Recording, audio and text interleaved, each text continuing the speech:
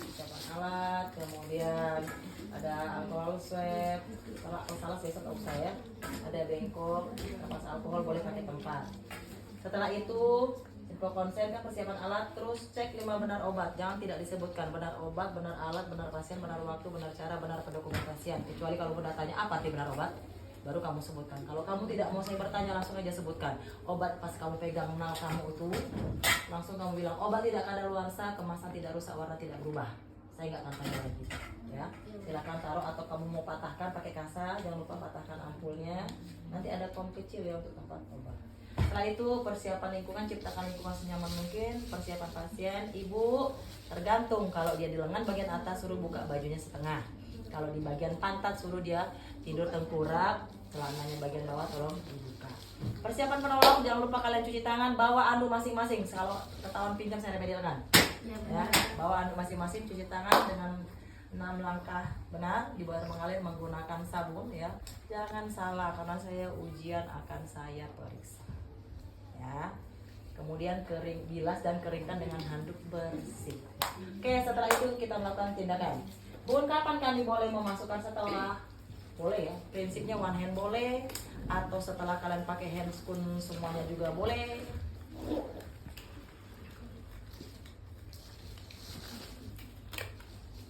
Kecil handscoonnya. Kalian tuh kalau untuk ujian coba bawa handscoon yang bisa disterilkan itu. Nah, jadi satu itu aja atau dua cukup kamu ujian, tinggal bawa bedak. Ini sobek, nggak mau di tangan kamu, kalau itu tebal. Sudah belajar kalian cara matahkan ampul kan? Belum. Hah? Belum. Nah terus belajar obat kemarin prakteknya udah belum? Udah. Pakai vial. Ampul? Belum. Aduh. Pinjam ampul dulu satu lah sama Bunda Rin. Jadi belum ya matahkan ampul ya? Belum. Jadi kalian ngambil obat dari vial? Iya. Vial itu yang ada bantalan karet ya? Iya. Tapi pinjam ampul satu aja kalau gitu. Cari. Cari. Ini kalau Bunda ya. Jadi namanya ampul. Jadi Bun biasanya di atas ini ada kayak gini nih. Kamu ketik sekali aja boleh, atau mau dilingkar kayak gini boleh. Nanti kamu neurobion kalian itu ada tanda titik. Ada tanda titik itu hadapnya ke kamu. Ya, megangnya cukup 3 jari nih. Jari tengah di badannya, jari telunjuk di kepalanya, sama jari jempol. Jadi gini nanti megang matahkannya. Ya, dibalut kasa. Nggak ada, sudah pakai ini dulu ya. Kenapa? Karena kaca nanti takutnya pecah. Jadi besok sudah kamu pastikan kamu pakai handscoon. Silakan ini turunkan dulu yang di atas ya. Yang ada tanda titik ke kamu, balut, tutupi. Jangan lupa tadi, nih. Baru kamu dorong pakai jempol. Ini nahan nih. Ini nahan, ini dorong pakai jempol. Kalau kamu benar ini nggak akan tumpah. Kenapa? Karena ini hampa udara. Jadi kalau di ampul tidak boleh kamu masukkan udara, keluar semua isinya. Beda di vial ya. Kalau vial misalkan kamu mau ngambil obat kamu sebanyak 3 cc. Kamu buka dulu, kamu masukkan ke vial ya. Panas bener ini ya. Jadi harus dikencangin dulu. Jadi kalau vial kamu buka nih ya. Nih, kamu masukkan ke dalam vial, kamu dorong, tunggitkan. Karena dia ada udara, jadi dia nanti akan dorong sendiri obat di vial. Tapi kalau di ampul tidak boleh. Kamu masukkan udara, keluar semua isinya. Ya, makanya udah bilang tadi kalau kamu benar matahkannya nggak akan tumpah.